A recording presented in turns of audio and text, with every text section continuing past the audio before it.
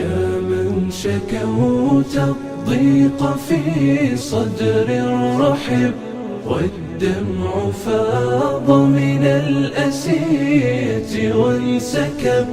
اهرع إلى الرحمن واسلك توبة، واسجد له في ذلة وله اقترب. اهرع إلى الرحمن واسلك توبة، واسجد له في ذلة وله اقترب. واسجد له في ذلة وله اقترب.